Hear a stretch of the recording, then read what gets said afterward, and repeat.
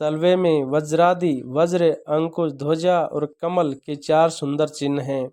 चरणों में मधुर शब्द करने वाले सुंदर नुपुर हैं।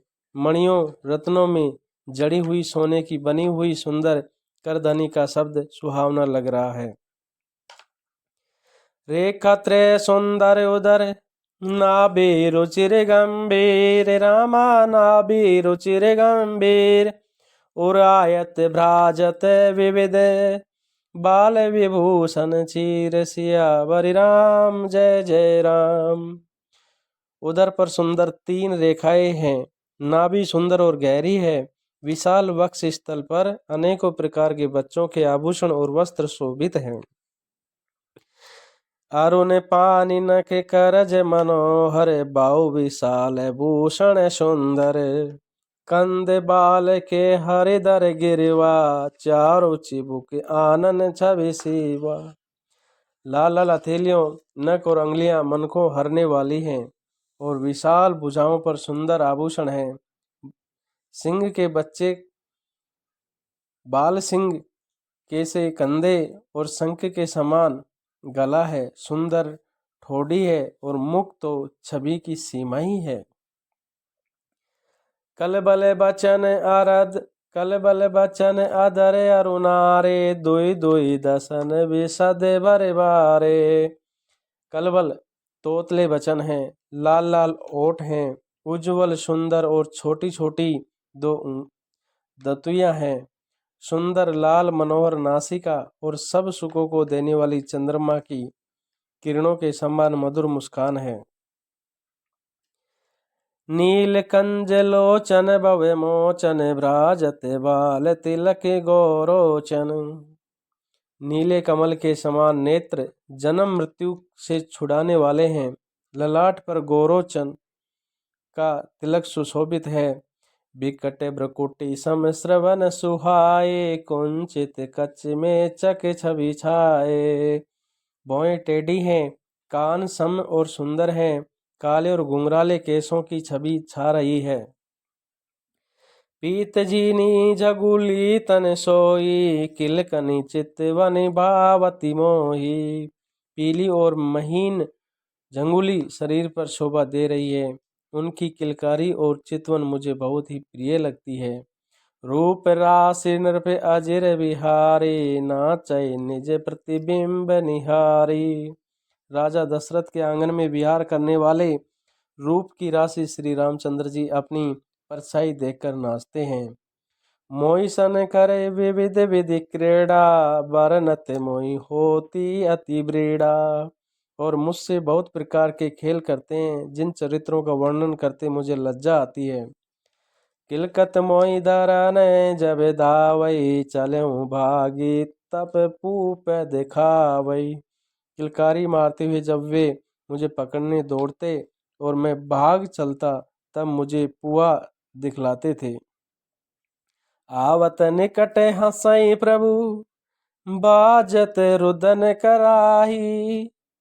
जाऊं समीप गहन पद, फिरी फिरी चितई पराई।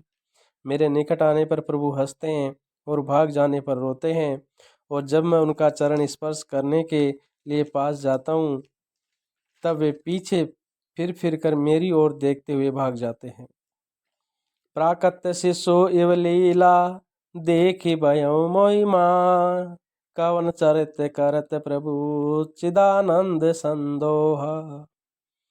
साधारण बच्चों जैसी लीला देखकर मुझे मोह हुआ कि सच्चिदानंद घन प्रभु का यह कौन चरित्र कर रहे हैं। इतना मन आनत खगराया, रघुपति प्रेरित व्यापी माया। ये पक्षीराज मन में इतनी शंका लाते ही रघुनाथ जी के द्वारा प्रेरित माया मुझ पर छा गई। सो माया ने दुखद मोहि काहि, आन जीव इव श्रत नाही। परंतु वह माया न तो मुझे दुख देने वाली हुई और न दूसरे जीवों की भांति संसार में डालने वाली हुई। नाथ इहाँ कछु कारण आना, सुनम सो सावधान हरि जाना। हे नाथ, यहाँ कुछ दूसरा ही कारण है, ये भगवान के वान गरुड़ जी, उसे सावधान होकर सुनिए। ज्ञान अखंड एक सीतांबर, माया बस जीव चराचर। एक सीतापति श्री राम जी ही अखंड ज्ञान स्वरूप हैं और जड़ चेतन सभी जीव माया के बस में हैं। सो सबके रे ज्ञान के रस, ईश्वर जीवई वेद कहूँ कस। यदि जीवों को एक रस ज्ञान रहे तो कहिए फिर ईश्वर और जीव में भेद ही कैसा। माया वश्य जीव अभिमानी, ईश वश्य माया गुण खानी। अभिमानी जीव माया के वश है और वह तीनों गुणों की खान माया ईश्वर के वश में है। पर बस जीव सब बस भगवंता, जीवने की एक श्रीकंता। जीव परतंत्र है, भगवान स्वतंत्र है। जीव अनेक हैं, श्रीपति भगवान एक है। मुदा भेद जद विकृत माया, बिनु हरि जाय न कोटि उपाया। तथापि माया का किया हुआ यह भेद असत है, तथापि वह भगवान के भजन बिना करोड़ों उपाय करने पर भी नहीं जा सकता। रामचंद्र के भजन बिनु जो चै पद निर्वाण, ज्ञानवंत अपि सो नर, पशु बिन पूंछ पशान। श्री रामचंद्र जी के भजन बिना जो मोक्ष पद चाहता है वह मनुष्य ज्ञानवान होने पर भी बिना पुच्छ और सिंह का पशु है। राकापति षोडश ऊहई, तारा गण समुदाय, सकल गिरन दवलावई, बिनु रवि राति न जाय। सभी तारागणों के साथ 16 कलाओं से पूर्ण चंद्रमा उदय हो और जितने पर्वत हैं उन सब में दावागिरी लगा दी जाए तो भी सूर्य के उदय हुए बिना रात्रि नहीं जा सकती। इस प्रकार से ये भगवान के गुणों की व्याख्या है जो बहुत ही अटूट है और इसका श्रवण करने मात्र से जीव अपने समस्त पापों से मुक्त होता रहता है। जो इनका श्रवण करता है उसका जीवन सुखमय होता है। ऐसे ही हरि बिनु भजन खगेशा, मिटै न जीवन करे कलेसा। हे पक्षीराज, इसी प्रकार श्री हरि के भजन बिना जीवों का क्लेश नहीं मिटता। हरि सेवक न व्याप्य अविद्या, प्रभु प्रेरित व्यापैत विद्या। हरि के सेवक को अविद्या नहीं व्यापती, प्रभु की प्रेरणा से उसे विद्या व्यापती है। ताते नाश न होय दास करे, भेद भगति बढ़ाए विहंग बरे। भ्रमत चकित राम मोहि देखा, वियसे सो सुन चरित विशेषा। हे पक्षीराज श्रेष्ठ, इसी से दास का नाश नहीं होता और भेद भक्ति बढ़ती है। श्री राम जी ने मुझे जब भ्रम से चकित देखा तब वे हंसे। वह विशेष चरित्र सुनिए। ते कौतुक कर मर्म न काहू, जाना नुज न मातु पिताहू। जानु पानी दाए मोहि धरना, श्याम मल गाते अरुण करे चरना। उस खेल मर्म किसी ने नहीं जाना, उस खेल का मर्म किसी ने नहीं जाना, न छोटे भाइयों ने न माता पिता ने ही। वे श्याम शरीर और लाल लाल हथेली और चरण तलवे वाले बालरूप श्री राम जी घुटने और हाथों के बल मुझे पकड़ने को दौड़े। तब मैं भाग चले और गारी, राम गहन के बुझा पसारी। जिमि जिमि दूर उड़ाऊ आकाशा, तै बुझ हरि देखऊं निज पासा।